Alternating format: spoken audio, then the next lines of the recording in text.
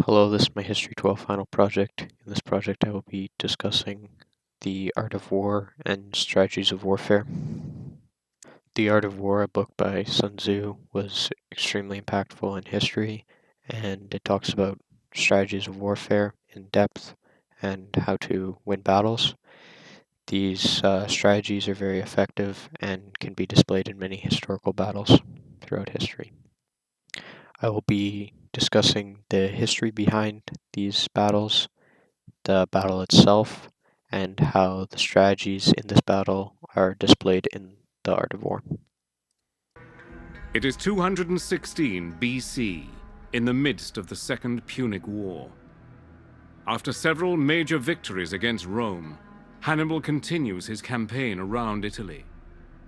The Roman people, keen to see a swift end to the war, elect Varro and Paulus as consuls. The Senate gives them command of an army larger than any the Republic has fielded before, specifically to deal with the Carthaginian threat. This new Roman army marches onto the Apulian plain, determined to halt Hannibal's advance through Italy.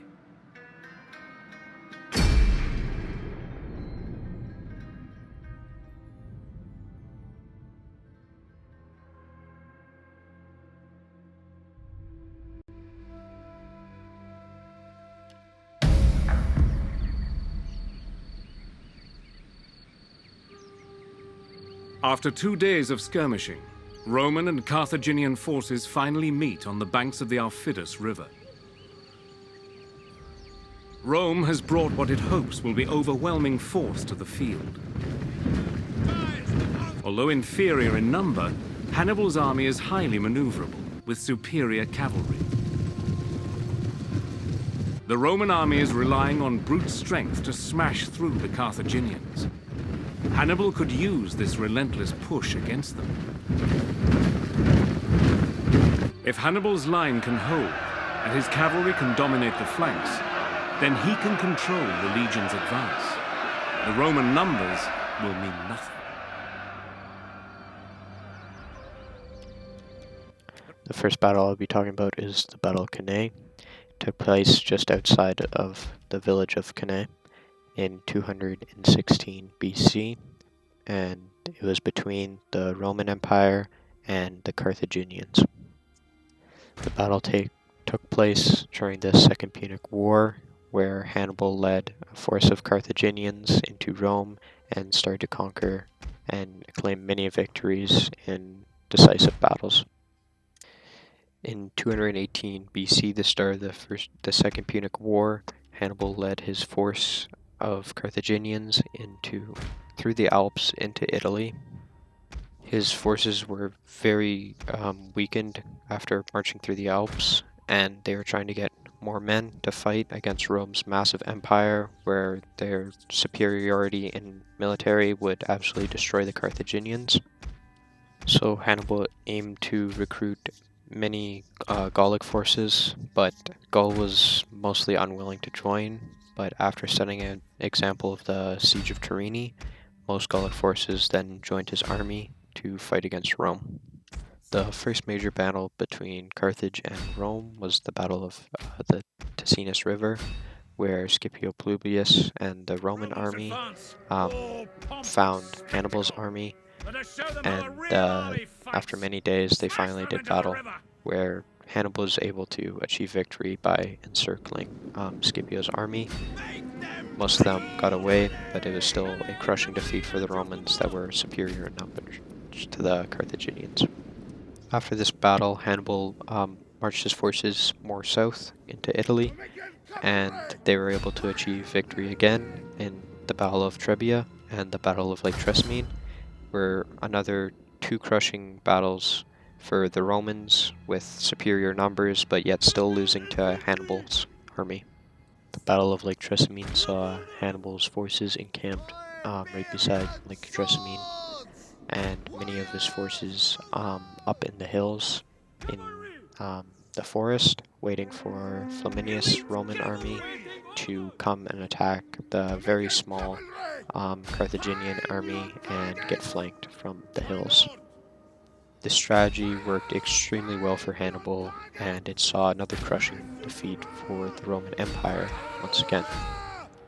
Now on to the Battle of Cannae, where Hannibal fought against two Roman commanders, Varro and Paulus. Varro was very inexperienced, and Paulus was very experienced, with Varro commanding the Roman army on the day of the Battle of Cannae. Battle of Cannae had extreme Roman forces outnumbering the Carthaginians. The Roman forces outnumbered them 3-1, and it was the largest army deployed against Hannibal ever seen. Roman victory was seen as very simple, and they would just charge in with their vast numbers straight into Hannibal and crush him completely. This is the strategy that Rome had been using for years, and it crushed any army that they were up against, but Hannibal proved to be a very large challenge for Rome, with absolute strategic mastery behind his commanding, and using a lot of flanking and outmaneuvering his opponents. And this exact thing happened at the Battle of Cannae, with Rome's very large army, very difficult to command, against Hannibal's very small army, very easy to maneuver and reposition troops. Hannibal's army formed up in a convex formation with the cavalry on the right and left flanks to counter the Romans' cavalry. Hannibal's cavalry was very well experienced and far superior to the Roman cavalry. The Romans thought to reinforce their center as much as possible and break through the center of Hannibal's army and surround them, whereas Hannibal saw the weakest part of his army in the center, with the right and left flanks being the absolute strongest, with a lot more men there to flank around the Romans. The battle started with the respective cavalries charging into each other and fighting each other as this large Roman force approached the Carthaginians. The Carthaginian cavalry claimed victory and was able to rout or kill both of the Roman cavalries on each flank.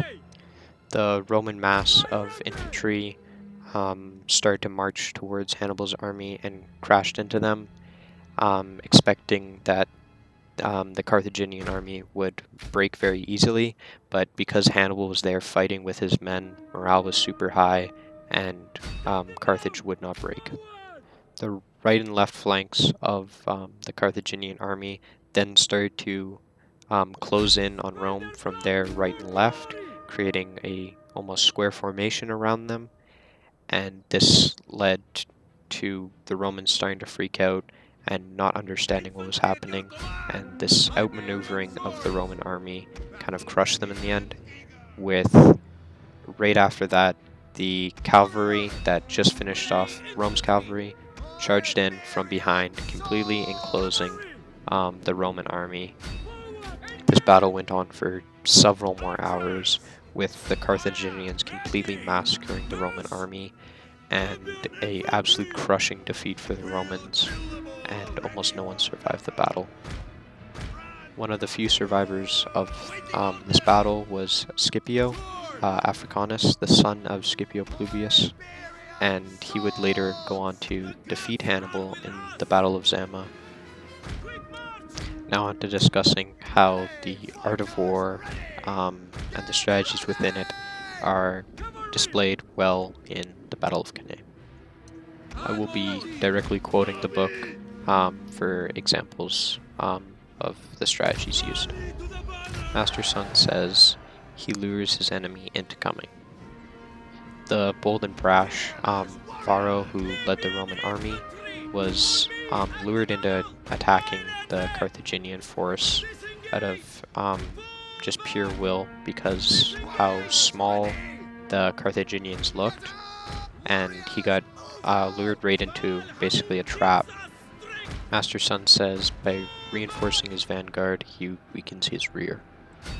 This means that by reinforcing your front line, your flank or your rear will be very weak, and this is demonstrated in the Battle of Cannae because this massive army had a very strong centerpiece to it, but all around it wasn't that strong and very unmaneuverable, and in the end the rear got crushed by cavalry and destroyed from the back. Master Sun says, know his strengths and weaknesses. Hannibal clearly knew his strengths and weaknesses in this battle. His weakness was how small his army was, but that was also his strength, and this small army was very easily maneuverable, whereas the Roman army was very big and kind of clunky and very hard and difficult to change positions. Hannibal used this strength against the Romans to completely surround them and destroy them and crush them from every side. General Cao Cao says, I defend because I am lacking in strength, I attack because I have an abundance of strength. This is referring to the line in The Art of War, saying, defense implies lack, attack implies abundance. Hannibal's strength was his cavalry, so he attacked with strength and he had abundance of it, whereas he played very defensive with his infantry because he lacked a lot of strength with his infantry. Master Sun says, the way of invasion is this. Deep penetration brings cohesion, your enemy will not prevail. Hannibal had very deep penetration into Italy, and it absolutely crushed the Roman Empire because of this. Even though he was never able to fully conquer Rome, he was still able to absolutely destroy many Roman armies in Italy, and he only got defeated once he had to be recalled back to Carthage. This battle led to Rome starting to rethink and understand its strategy a lot more, and deciding that just because you have the bigger army doesn't mean that you'll always win.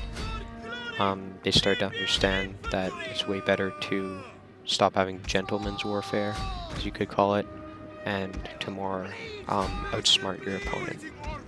This battle was an absolute crushing defeat for Rome, and it killed a death ratio 10-1 compared to Hannibal's army. It also saw 20% of its male population being killed or captured in this battle, and it was almost a distraught, crushing defeat for the whole Roman Empire and not just this battle. After this battle, Rome understood that it needed to switch up its strategy for dealing with Hannibal instead of just sending in mindless armies to take him out, so they employed the Fabian strategy. It was suggested very early on in Hannibal campaign against Rome, but it was never really employed.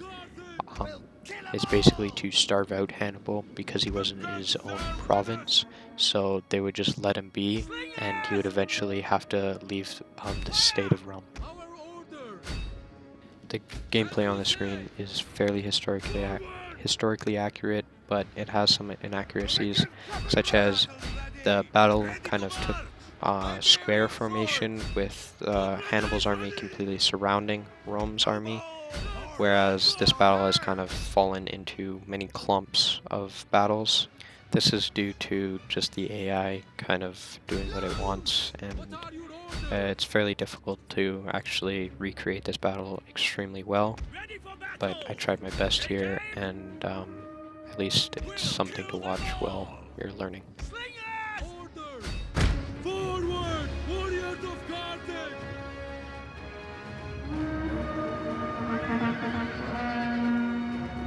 Orders! Fire! Scrappers, ready! Swords! My lord! Strategos! We are at your command! Slingers, warriors!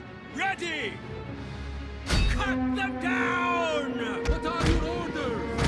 On charge! Swords! Make cavalry!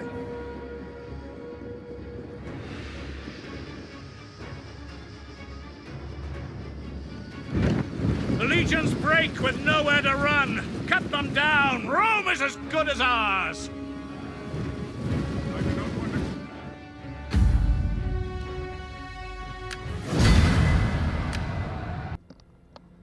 So next is the Battle of Zama. The Battle of Zama took place in 202 BC, and it was once again between Rome and Carthage. The Carthaginian army was led by Hannibal once again, and the Roman army was led by Scipio Africanus. The lead up to this battle was just after the Battle of Cannae. Hannibal went back to Carthage to defend against Roman forces, and eventually Scipio and Hannibal met up to do battle. Scipio's strategy was much different from the one used in Cannae. He planned to outsmart Hannibal and set up his line differently than most Roman lines would have been set up. He set up his line in 3 columns with the cavalry on his right and left flank, but he had certain columns dedicated to skirmishers because he saw that Hannibal had brought elephants. He had planned to force the elephants into fighting the skirmishers, where the skirmishers would retreat, forming a line and leading the elephants straight into a trap, where they would be surrounded by the Roman infantry and attacked. In the Battle of Cannae, Hannibal had the superior cavalry, and it was much the opposite this time, with Rome having far superior cavalry to fight this battle. Both forces were fairly similar in size and led by their respected generals, which they've been supposed to meet at the center of the battlefield to discuss, and no one knows what they talked about, but they were deeply respected by each other for their strategic oversight over their armies. Once the battle actually did start and their respective generals went to their sides of the field, Hannibal did exactly what Scipio wanted him to do, which was charge his elephants into the Roman infantry, where they were completely surrounded and outmaneuvered. The sides on the cavalry were playing extremely loud horns to try to scare the elephants away, and this worked because one large group of elephants ran away and actually ran straight into Hannibal's left side, killing many of his men and kind of screwing him over. Right after the elephants were finally killed and dealt with, Hannibal and Scipio's armies had a cavalry battle on the left and right flanks. Hannibal's cavalry got absolutely destroyed by Scipio's due to the numbers and their superiority. After that, Scipio's army chased away the remaining cavalry for quite a bit of time, where Hannibal's infantry started to move in towards Scipio's. The first line of infantry of Hannibal's was freshly recruited soldiers, which were not that great. They had never seen battle before, and they were fairly weak. The next line was African mercenaries, which were fairly strong and could hold their own battle. And his last line was his veterans that he had brought from just finishing up in Rome. So they were very experienced in battle, very smart, very strong. The morale was super high. So that was his strongest line. Much like Hannibal's infantry, Scipio set his up in the same way, with his strongest units being in the back and his weakest being in the front. Hannibal sent his first line of infantry into Scipio's first line of infantry, where they duked it out in the center. Hannibal's line lost pretty decisively, but Hannibal then sent in his African mercenaries, which destroyed the Roman line fairly hard. So Scipio then sent in his second line. His second line was able to hold their own. He then sent his third line in, and they were able to kill all of the African mercenaries, where they were left to just deal with the veterans, which would be the hardest task yet. The veterans proved to be very difficult to deal with, and luckily enough, Scipio led all of his infantry in, which he still had not that many remaining, but still more than Hannibal's. Hannibal's army was extremely strong though, and it looked like Hannibal would come out decisive, but Scipio led his cavalry right in behind Hannibal and charged him, much like in the Battle of Cannae, and this led to a lot of Hannibal's army routing. This battle was an absolute crushing defeat for Hannibal, and one of the few battles that he actually lost against Roman forces, but the most decisive one, where he also retreated and never led an army again. Now to discuss how the art of war is shown in this battle. Firstly, Master Sun said, lure with bait. This battle is much like the Battle of Cannae, where the Romans baited the enemy in, with the elephants charging into a fake line almost, making Hannibal seem that he had one straight line that was all strung across, so that elephants would be very effective, but it wasn't, and the elephants got absolutely destroyed. Master Sun said, if equally matched, fight it out. Both forces were fairly equally matched, and they did indeed fight it out. Master Sun always said that if the enemy is stronger than you, then you should always retreat, and if you are stronger than him, then you should attack. But it came down to an equal army that had equal chances of winning, and they almost Hannibal's army almost did win, but Scipio was able to achieve victory. This is a shameful display. Master Sun said, by reinforcing his rear, he weakens his vanguard. One of our units This is used all its exactly what ammunition. Hannibal did. He had a very strong rear, but his vanguard was fairly weak, and the first line was fairly easy to take out for Scipio's army. His second line was a slight bit stronger, but still Scipio was able to defeat them, with his last line proving the strongest out of all, but yet still it would come down to cavalry chasing them down. Master Sun said, One of our units has used all deadlock its ammunition. terrain means that neither side finds it advantageous to make a move. On deadlocked terrain, even if our enemy offers us a bait, we do not make a move. We lure him out, we retreat, and when half of his troops are out, that is our moment to strike. This battle was fought on deadlocked terrain. Neither side found it advantage to fight, but yet Hannibal took the bait, and seeing that Scipio's army was one straight line to him, he sent in his elephants to charge in. Our men Elephants flee the were field of probably the battle. strongest part of his army This is a and shameful could have led to a display. crushing defeat against Scipio, but he sent them in regardless of truly knowing what Scipio's army was like. This caused his defeat. General Sun Tzu said, bravery without forethought, referring to a line in The Art of War, recklessness leading to destruction. This is exactly what Hannibal had. He had bravery without forethought. He didn't think through the full strategy and wasn't expecting Rome to outsmart him, but he was too brave and brash and decided to charge in his whole army instead of retreating or setting up a camp and waiting it out. This battle is the most historically accurate out of all the battles in here, thanks to the help of Darian with recording and playing on the Hannibal side. It was a lot easier to truly demonstrate the actual history of this battle and exactly what happened in it. After the Battle of Zama, Carthage sued for peace against Rome and ended the Second Punic War. Rome's demands from Carthage for peace were so extremely high that Carthage basically became bankrupt and would never be able to oppose Rome again. After Carthage declared war on one of Rome's allies later on, Rome marched on Carthage and was completely able to wipe out their whole empire, and it was never re-established again.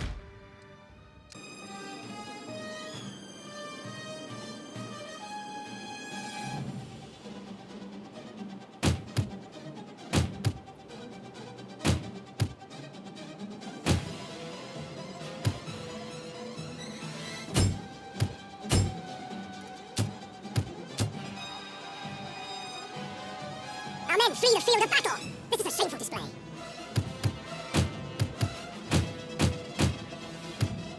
One of our units has used all its ammunition.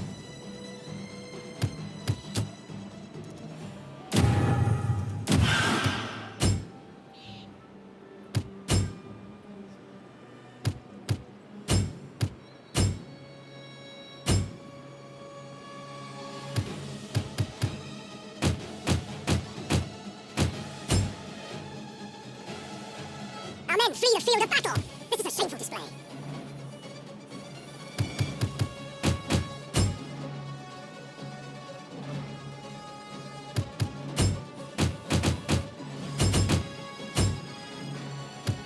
Our men flee the field of battle! This is a shameful display.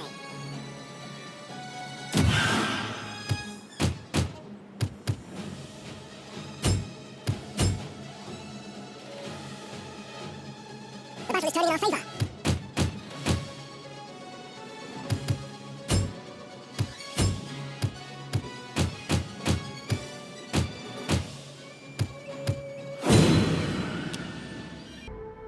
It is 52 BC, and for 6 years Julius Caesar has campaigned in Gaul, cementing Roman rule through conquest and diplomacy.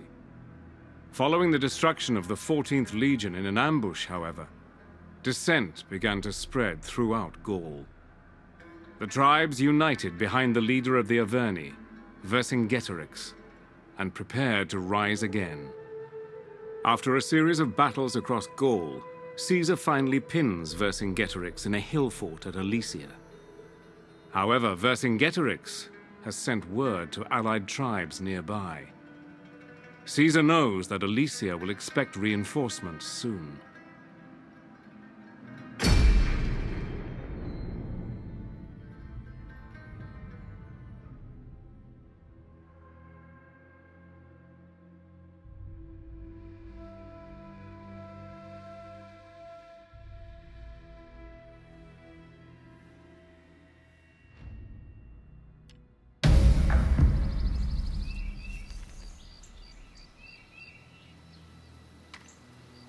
Julius Caesar's army surrounds Vercingetorix and his forces at Alesia.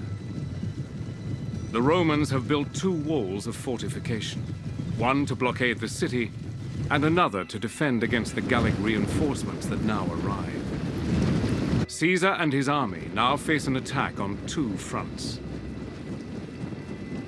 Defeat would mean the annihilation of his army, and the end of Roman rule in Gaul.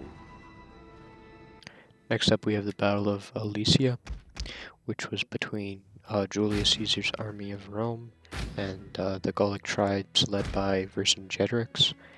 The battle took place in 52 BC, surrounding the city of Alesia. This battle was fought during Caesar's campaign in Gaul, also called the Gallic Wars. Caesar was basically genociding Gaul at this point. He would kill or capture and enslave anyone that wasn't willing to follow him, or any rebellious groups. He would also just massacre civilians that had no say in the warfare. So Vercingetorix, a very famous military commander, and many other Gallic tribe leaders, they had a meeting to discuss what to do against Julius Caesar and how to fight back. The Gallic tribes were going to fight back against Julius Caesar for independence and to stop his campaign in Gaul. So they led many sieges against any cities in Gaul that had Roman allegiance, and they would also kill any Roman that was in Gaul at the time. Caesar had no clue about these plans, though, because they were kept very secret. So he heard news that there's rebellions and attacks in Gaul at the time. So he led his army into Gaul to fight against these forces. Caesar's first battle in Gaul during this rebellion would be the battle and the siege of Avaricum. Vercingetorix's army was outside the walls, but there's still an army inside the walls of Avaricum, waiting out the siege. The conditions were absolutely terrible. The Roman army had to put up with a lot of terrible things. It was raining for every day that they were besieging the city. They were also starting to starve out, and eventually they did starve out, and they completely ran out of food, so they couldn't eat. And while they were still besieging the city, and while they still didn't have their siege equipment ready, because they were starving, Caesar sent for cavalry men to go and search for food, but this failed. because Vercingetorix and his men would chase back any attempts to find food and forage for food inside of the city, and Vercingetorix basically was just starving out Caesar and his men. Vercingetorix one night sent in a bunch of men to Avaricum to help defend against Caesar and his forces outside. With these new men inside the city of Avaricum, they decided to attack Caesar's forces one night and try to break his siege equipment on the outside of the walls. This inevitably failed, and Caesar emerged victorious. And once Caesar's siege equipment was complete, he immediately stormed the walls, even though the conditions were absolutely terrible and one of the worst days to do it. It was raining and it was hell, but he still decided to do it, and the Gallic forces were not expecting him to do so, which favored him, so they're completely unaware that he was coming in, and he completely surrounded them on the walls and wiped out anyone that was inside the city. After this Roman victory, Vercingetorix had left, and Caesar went back to a portion of Gaul so he could actually feed his troops, because they were still starving at this point. And a couple more battles later, Vercingetorix keeps getting defeated, so he takes hold at Lycia, which is an extremely strong and easily defendable point. So Caesar eventually finds Vercingetorix at Alesia, and Caesar decided that he is going to siege this fortress. So he started by building one wall facing inward to the fortress, which was fairly normal and was to be expected by Vercingetorix, but Vercingetorix was smart enough to ask for help because Caesar was here, so he sent men out to try to go and recruit help from the other Gallic tribes around. Caesar got word of this, so Caesar decided to build a second line of defense with a second wall all around his first wall facing outwards to defend against the Gallic forces that would be coming in from outside. This was unheard of and unimaginable from Vercingetorix. This was the first time this has ever been done in history. This project only took a couple of weeks to build, even though it was such an immense task to do. The inner wall stretched around 16 kilometers long, while the outer wall stretched around just a bit over 20 kilometers long. This project was a genius plan on Caesar's part.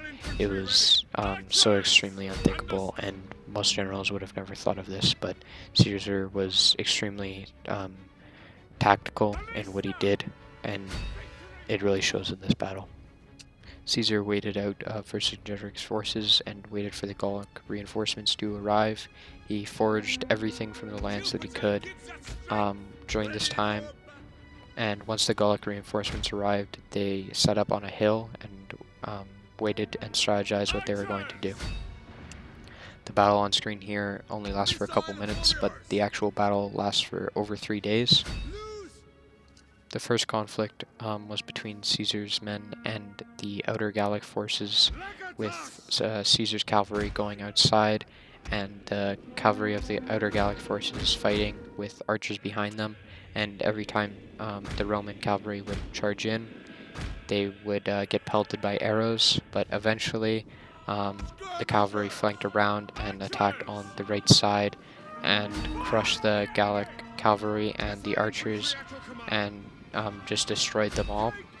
This was a pretty big victory for Caesar, and one of many to come during this siege. On the night of the second day, another attack took place where Vercingetorix's men and the outer men coordinated an attack to pincer move one portion of the wall. An attack. Caesar was unaware of this, and it came as a surprise that they attacked. It was barely fended off against, but by the end of the night, the Romans were able to defeat the Gallic forces and push them back, even though that they were extremely outnumbered. On the third day, it was the biggest attack yet, with the whole outer Gallic forces surrounding all of the wall and fighting from every side, with an extremely large force fighting from a very weak port in Caesar's walls. this was extremely difficult to fend off against, and they were barely able to manage against this outer force. Once Vercingetorix realized that there was a battle taking place right outside, he marched all of his men and decided to attack the Roman forces as well. Caesar was defending from everywhere at once and was barely managing to hold on. He had to move men everywhere he possibly could, and thinner and thinner the lines got, trying to defend every portion of this wall and trying to keep Vercingetorix and his men inside of their wall. Eventually, the outer Gallic forces managed to break through the Roman line and infiltrate into the outer wall. Caesar led a bunch of his men that he had left to fight over to defend this portion of the wall. These men were able to completely stop the Gallic attacks from the outer wall, and Caesar decided that now would be the best time to launch an offensive against this. So he took all of his cavalry, he ran them outside and around to the outer portion of where the outer Gallic forces were, and he flanked them from behind, and many men routed and saw this as a crushing defeat, and many more around the walls in sections that were nowhere close to it also routed, seeing that almost all of the Gallic forces were routing. He eventually managed to defeat all of the remaining Gallic forces on the outside, and all that was left to do was to defeat Vercingetorix. All of Vercingetorix and his men retreated inside of the fort once again to hide and to fend off against Roman attack. Over the next few days, Vercingetorix finally decided to surrender and give up what he was trying to do, and the Romans captured him, and he was held in prison for the rest of his life. This was a crushing defeat for Gaul, and they lost hope over ever launching an offensive against Caesar again, and Caesar was able to maintain rule over Gaul because of this single masterful battle that he put together.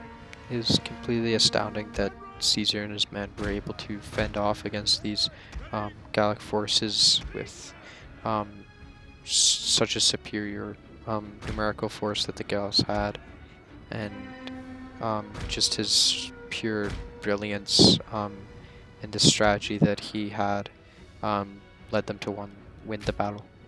The Siege of Alesia is very good at demonstrating the stratagems talked about in The Art of War by Sun Tzu. Master Sun said, "The lowest form of war is to attack cities. Siege warfare is a last resort." Siege warfare truly is a last resort, and it's shown in this battle. It's extremely difficult to put together a siege like this, and it takes a lot of time and effort, and it also is very dangerous to do. Caesar could have easily been defeated in this battle, but yet he wasn't, just because of his strategic ability. Master Sun said, "Devise stratagems that cannot be fathomed." What Caesar did in this battle was truly genius, and it was unheard of at this time, and no one would have ever expected anything like this to have ever come into play in a siege.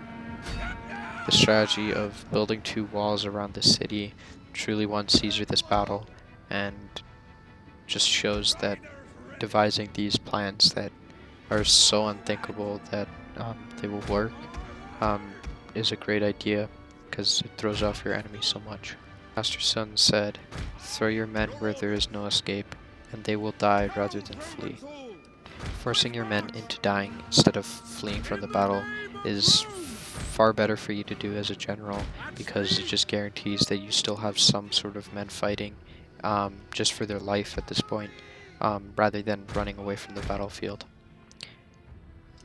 And this is exactly what happens in this battle. There's really no escape during this siege. The walls are blocking off everything, and the Gallic forces are completely surrounding everywhere that any Roman would want to exit at. so they're forced to be thrown into the battle and just try to fight their way out. Master Sun said, "Understand how to deploy large and small numbers." Caesar's army during this battle was a very large army. It wasn't nowhere close to the size of Gaul's army, but it is still very large to be commanding. So during this battle, he kind of split them up, and he moved around certain forces in the wall, and he understood where the smaller forces should be and where the largest and most important forces should be. He changed up positions, and he understood this deeply.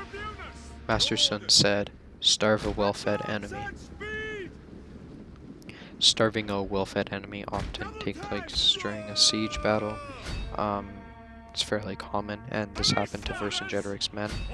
With them not being able to leave these walls, they kind of starved out in there, and they were forced to attack somehow. So they were forced into battle fairly quickly without creating the best strategy possible. Master Sun said, "Ground where mere survival requires a desperate struggle, where without a desperate struggle we perish, that is death ground. On death ground, fight." Caesar's forces were obviously on death ground in this situation. They had an immense struggle on trying to fight off the Gallic armies, and fighting is exactly what they did against these armies. They had to fight their way out, much like what I said earlier about how important it is to deploy your men where there's no escape, and they will fight. This is very similar to death ground, where if you're forcing your men into an immense struggle for battle, they will fight their way to victory. Master Sun said, "When all seems lost, he struggles on." During this battle, Caesar must have thought to himself that all was lost, but he still kept pushing on and trying to take victory. It almost seemed like his defeat was inevitable with this size and vast army against him, but he continued and continued to push against this army, and eventually he was able to defeat them. General Sun Tzu said, "Harass him, cut off his supplies, attack what he holds dear, go where he must go, and he will have to come to the rescue." This is referring to the lines in Sun Tzu's Art of War: exhaust a fresh enemy, starve a well-fed enemy, unsettle a settled enemy. I would like to focus on the unsettle a settled enemy, where Sun Tzu says, go where he must go, and he will have to come to the rescue.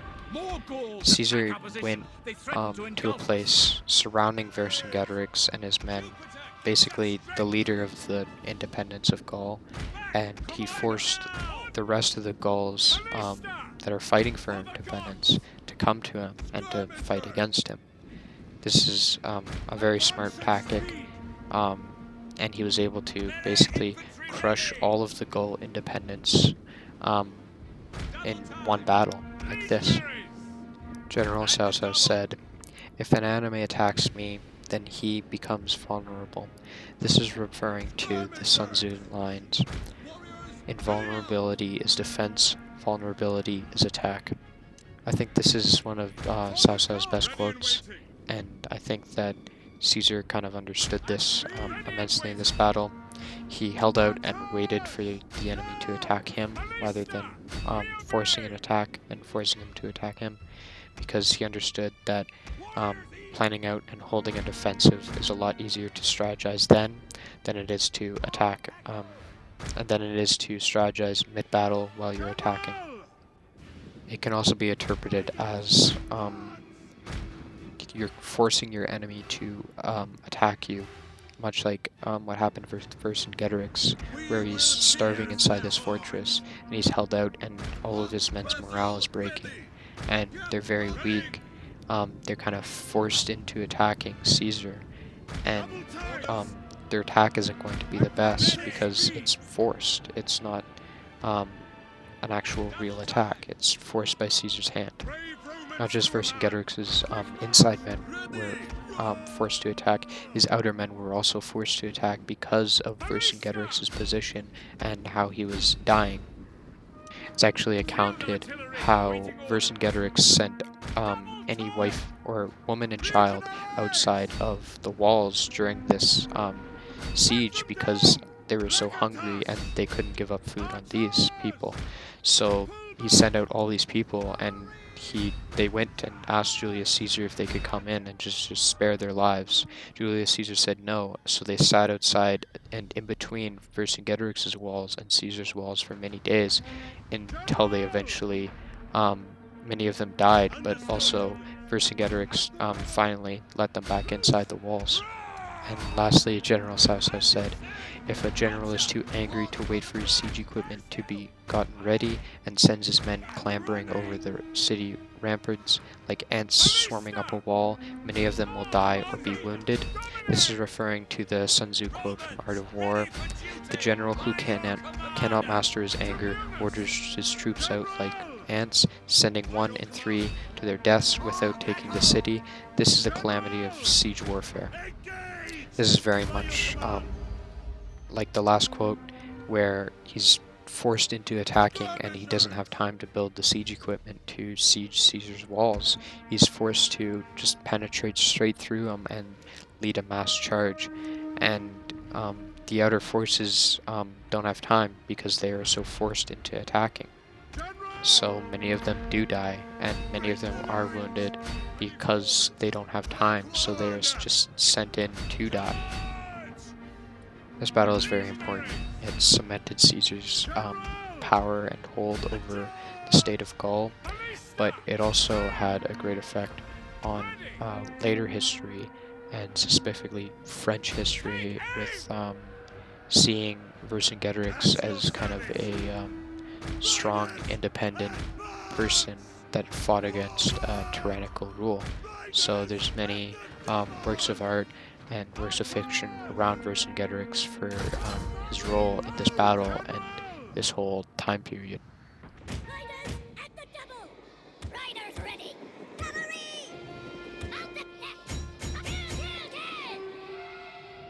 Outrun ready! Archers! Fire on battle ready! Melee troops awaiting orders! Sons of Mars! Melee troops! Quick march! Battle ready and eager! Legatus! Missile warriors! Arista! Domine! Ready! All cattle! Sons of Mars! Eagle cohort! Victory for Rome! Legionaries! Melee battle ready! Get moving! Legionaries! Ready! Roma Invicta! Missiles ready waiting! Legionaries! Glory to Rome! As you said! Our horses love blood! Jupiter gives us strength! Missiles ready! Missile warriors! Hold Roman bull! General! Cut them down! Cavalry! Victor! Melee troops awaiting orders! Arista! Your orders! Missile infantry ready and waiting! Actium! Arista! Equo! Quick, horsemen! You have orders, sir! Quickly now! We'll kill them all! Legionaries! The Gauls are beaten. This day they learn the true might of Rome.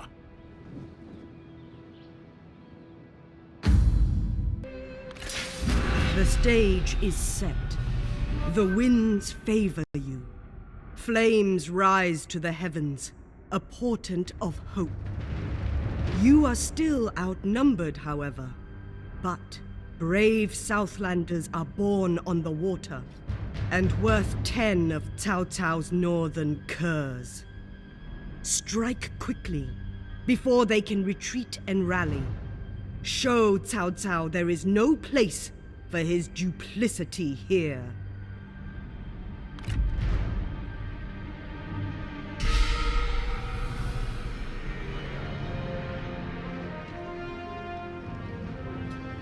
Zhuge Liang has predicted the wind would turn, and it has. The perfect time to strike is now. We must not waste this chance.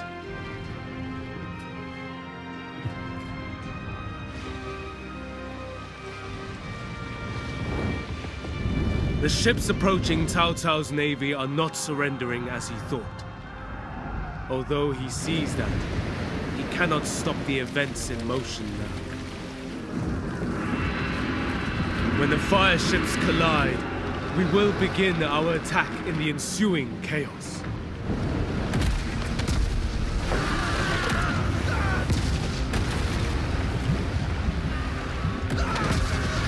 Cao Cao must be stopped here, or his campaign of conquest will consume all of China. For the people now, we will stop him. Zhou Yu will land his forces on the beach and attack Cao Cao's camp directly, whilst my brothers and I will charge in on the flank.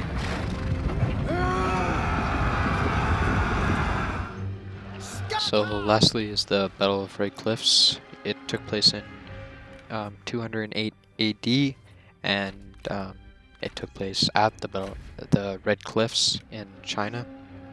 The history behind this is extremely long, complicated, and not well known. So I'll try to briefly go over as much as I can, starting with the Han Dynasty. So for many years the Han Dynasty ruled, for actually many decades. They're not very well liked. They're fairly terrible rulers, and they didn't treat their populace all that well. There's many power struggles within the Han Dynasty, with many young emperors coming up with no clue how to rule, and basically being children forced to rule all of China. So there's power struggles between other family members of that emperor and the eunuchs, which is a group of advisors for the emperor. So they would fight with each other and see who could come out on top. So eventually there was a rebellion against the Han Dynasty called the Yellow Turban Rebellion, which was a bunch of peasants and farmers across all of China kind of united and tried to take over and overthrow the Han Dynasty because they're being poorly treated. So the Han Dynasty called in for help, called in for a bunch of backup from many different generals across the lands, which will come into effect later, and they eventually all crushed the Yellow Turban rebels. One of these groups was led by Dong Zhou. Dong Zhou was a tyrannical ruler that was able to take power and basically came into the capital of China at that time, took power by kidnapping the emperor and holding the emperor captive, and that basically meant that he was the ruler of all of China over that time. His rule was fairly short, and he eventually died from a betrayal from his adopted son.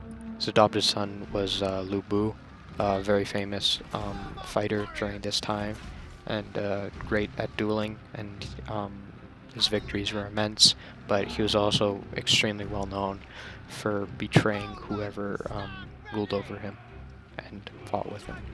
So after Dong Zhou's death, an immense power struggle took place with many of the generals that formerly crushed the Yellow Turban Rebellion coming into effect and trying to take power themselves because a power vacuum was created. General Cao Cao, a great general and very famous for his strategies, was able to take the capital and take the emperor at this time. There's two other emperors that are becoming very well known at this time period and taking a lot of land, much as Cao Cao did. Firstly, Liu Bao, who had Liu Bei under him. Liu Bei retreated from Cao Cao's land to help Liu Bao. And next, there was also Sun Quan. Sun Quan was also taking quite a bit of land as well. Cao Cao started to invade the territory of Liu Bao, and he fought against Liu Bei. Liu Bei was defeated in this battle. He then fled into Sun Quan's territory for help. So Liu Bei met up with Sun Quan for help. He asked Sun Quan if he was willing to fend off against Cao Cao's attack. Sun Quan understood that after the fall of the territory of Liu Bao that he would be next, so he decided that he would also help. After this alliance between Sun Tzu and Liu Bei, they both marched towards the Yangtze River to fight against Cao Cao, who was continuing to invade. Cao Cao's army set up along the Yangtze River, and Liu Bei and Sun Tzu's army set up on the opposite side of the river, and they waited for each other to make the first move. Cao Cao decided that he would be making the first move, and he marched a smaller army across the Yangtze River to fight and to try to establish land on the other side. This battle ended in a defeat for him, with many of his troops withdrawing from the battle, even though that he had a larger army than what was sent to defend against this. Along the Yangtze River, Cao Cao had many ships, but his men were becoming terribly seasick and they were very inexperienced on these ships. Cao Cao decided to chain these ships together to make them more stable so the soldiers wouldn't be as seasick. This proved to be a fatal mistake that Cao Cao decided to do. This mistake would start the actual Battle of the Red Cliffs, with Zhou Yu, a commander under Liu Bei and Sun Tzu, deciding to use deception tactics against Cao Cao, telling one of his commanders that his troops are going to defect and they will be meeting him by Cao Cao's navy. The troops actually never defected, but he led in many naval ships, and once they got very close, he set them alight, and all of Cao Cao's navy was completely destroyed and on fire. Right after this, Zhou Yu led an army into Cao Cao's and absolutely destroyed him. Cao Cao instantly retreated and ran from the battle. Zhou Yu's army was a lot smaller than Cao Cao's, but he had still won, completely crushing him and wiping out all of Cao Cao's army basically. This victory proved to be extremely effective and destroyed most of Cao Cao's army. It also had Cao Cao retreat from the battle and retreat back to the northern province that he took control. He put another commander in charge to try to defend a city very close to the Yangtze River and hold off against this force led by Liu Bei and Sun Tzu. So they kept pushing on into Cao Cao's territory that was just taken from Liu Bei. They eventually started a siege of Jianglei. The siege eventually ended with the Cao Cao force retreating out and heading back north to meet up with Cao Cao. This battle was extremely important. It was an offensive led by Cao Cao to try to unify China, which was his main goal, and it didn't work, and this would be the only time that he would ever be able to do that. He never got an opportunity again to march south and take these two major territories out of the equation and unify China like he wanted to. But eventually, after Cao Cao's death, his successors were able to take control and reunify China under the Jin dynasty. So now on to discuss how the art of war is displayed in here. Master Sun says, "The way of war is a way of deception. Strike with chaos." The way of war is a way of deception is very exemplified in this battle. Cao Cao was deceived very heavily, and it's what lost him this battle, at least. Striking with chaos is another quote, and it's very important because that's exactly what happened.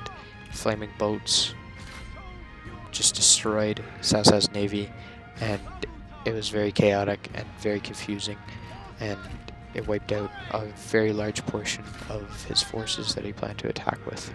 Master Sun said, "In war, victory should be swift."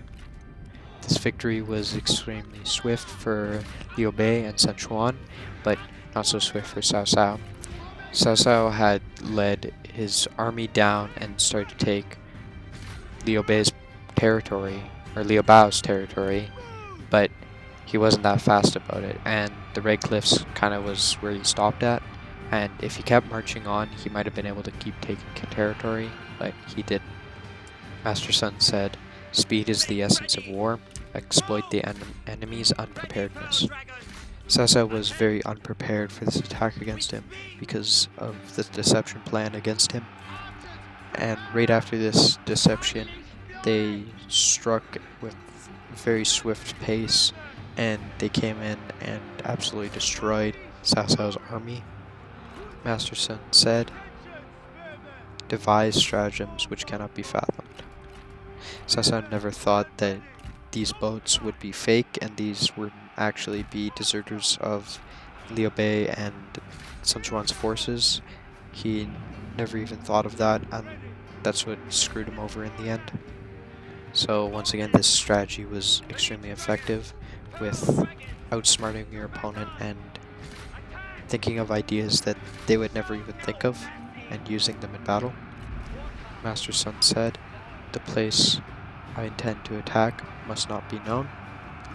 Cao Cao didn't know the place that Sun Quan and Liu Bei were attacking from, but he didn't even know that they would be attacking. He thought that their force was way too weak, and he outnumbered them. And because of this, Cao Cao was never prepared to fight against this at this point. So attacking then was very important, because Cao Cao had no clue what direction he was coming from. Would they be coming from the boats, or would they be coming from somewhere else?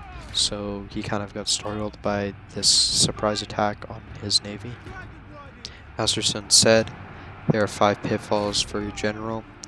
Recklessness leading to destruction." Cao Cao was very reckless with leading this force. I didn't much explain it earlier, but basically he led them all the way from the north of China down to around the center of China in a couple weeks to then fight this battle, even though he started fighting a battle up north already. His men were very weakened. He's fighting in unfamiliar terrain. His men were plagued with disease. He was extremely weak at this point, even though he had so many numbers. He was becoming very reckless with these numbers, and he thought that the numerical advantage of his army would eventually just win against the enemy. Master Sun said, "If we know that the enemy is vulnerable, but fail to see that our own troops are incapable of attacking, we will only have half of victory." Liu Bei and Sun Quan's army were very weak at this time, but Cao Cao's army was incapable of attacking. They were also extremely weak. They may have been able to attack and win, but Cao Cao's army would have suffered major losses because of this. His army lacked the strength that it needed to attack, so he didn't attack. He understood that at least, but still, on the defense, he was very weak, and this surprise and loss of morale of him and his army was just too powerful and destroyed him in the end. Master Sun said, "If an enemy opens a door, rush in, seize what he holds dear." Cao Cao did open a door with letting his navy get completely destroyed, and the forces of Liu Bei and Sun Quan were able to rush in as fast as possible and completely wipe out his army. Master Sun said, "Raising an army of 100,000 men and marching them 300 miles drains the pockets of the common people and the public treasury to the daily sum of 1,000 taels of silver. It causes commotion at home and abroad. It sets countless men trampling the highways exhausted. It keeps 700,000 families from their work." This quote is discussing the purpose of spies or espionage, and he says that if you have spies, it is far better because then you know when the enemy will attack, where they will be attacking from, when you should attack, where you should attack from, and the use of spies is far superior because you'll know all these things and you won't have to march your men that many miles and drain the pockets of the people, make people suffer. I assume that Cao Cao didn't have spies because he didn't know that the navy was coming in to deceive him and burn down all of his navy. But other than that, he marched his men far too far. He decided to attack with extremely weak numbers, and he drained the pockets of his people, and he exhausted his men too far. General Sun Tzu said, "While an enemy is formulating his strategy, it is easy to attack." He is referring to the Sun Tzu quote from The Art of War: "The highest form of warfare is to attack strategy itself." Sun Tzu was clearly still forming his strategy at this point, and attacking before he had even formulated his is an easy attack, and it clearly was, and it crushed him in the end. General Sun Tzu said, "Do not fight after marching 30 miles, your commanders will all be taken." He's referring to the quote by Sun Tzu in The Art of War: "Ordering your men to carry their armor and making forced march day and night without halting, march 30 miles at double speed for some gain, and you will lose all your commanders, and the most vigorous men will be taken in the vanguard and the weakest in the rear. 1 in 10 will arrive." Sun Tzu did exactly what he said he shouldn't do, and it screwed him over in the end. Sun Tzu says that if you're doing this and you're going to march this far and force your army to march this far at double the speed than normal, it completely screws over your army, and it's going to leave you with 1/10 of your normal sized army. Lastly, the battle is fairly historically accurate once again, but Liu Bei and Sun Quan were never actually fighting this battle. They were behind while Zhuan Yu commanded his whole force into battle, and he was able to take out the enemy fairly easy. It didn't take him all that many men, but once again, the AI is kind of difficult to face against, so it's not as historically accurate as it could possibly be. So this has been my History 12 final project, displaying how The Art of War by Sun Tzu is an extremely effective book in the strategies of warfare, and is displayed in multiple historical battles in ancient times and modern day ones as well, but I didn't do modern day ones.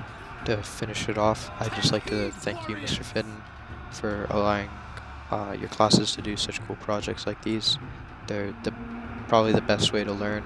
Everyone is passionate about what they're learning about, and it kind of makes them want to learn more or continue on doing what they're doing, and I think it's great. And yeah, sorry for the god-awful mic quality and saying like 200 times throughout this project. Peace out.